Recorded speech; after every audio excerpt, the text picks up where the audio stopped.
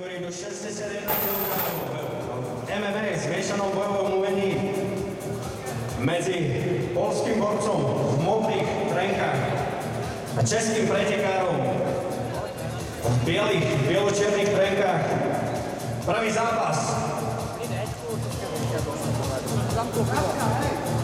Podotýkam, že to bude pod vedením poľských rozhodcov, pod vedením Tomka Knapa, ktorý bude na celú súťaž dozerať.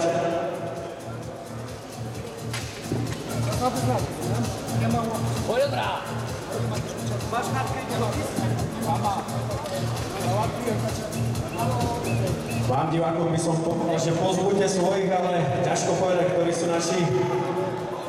Dúfam, že to bude pekný zápas a je odštartované. Dobře, chámi, tak je. Nohy za sebe. Roztáhni od sebe. Roztáhni nohy od sebe. Na něj. Na zarabule.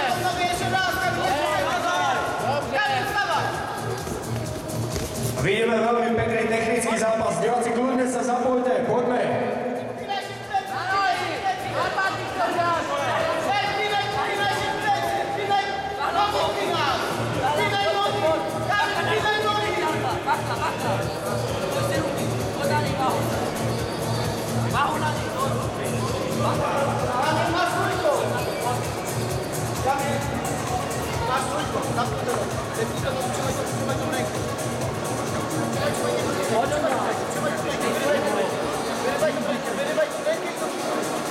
Nenechej mu tu ruku do prdele.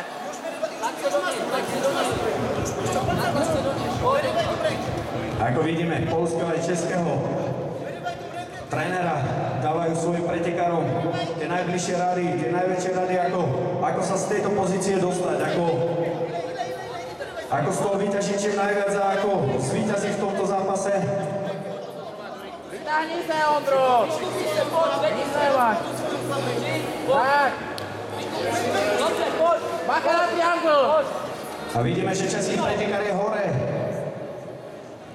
Je nad Poliakom a je vo víťaznej pozícii. Bacha na triangl, ty moulo.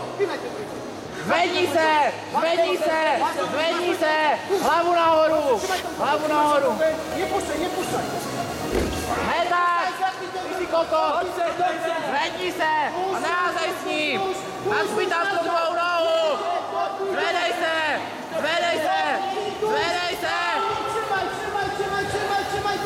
Veľmi pekný zápas. Podanie českého pretekára, ale Poliak tiež nič nenecháva na náhodu. Ještě raz do trikouta. Bacha na ten triangl, ty vole. Ještě raz trikout. Kamil, ještě raz trikout. Kamil. Dělej, půl minuty. On už je skočený, kręci, dobře, kręci. On už má silu, kręci, Kamil. Dělej, boukej. Kręci, dobře, kręci. Armbát, bacha na armbát. Trzymaj to mocno, dawaj na oblak. Skoczyj się. A je to bojované a víťazí poľský pretekár. Obrovský potles pre ňo. Víťazí technický KO. Zapakoval ruku Čekovi a stala sa situácia, kedy Čech zdal.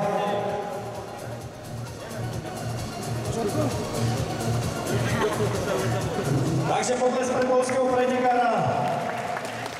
Poprosím obidvoch chalanov, aby ostali dnu v oktagone.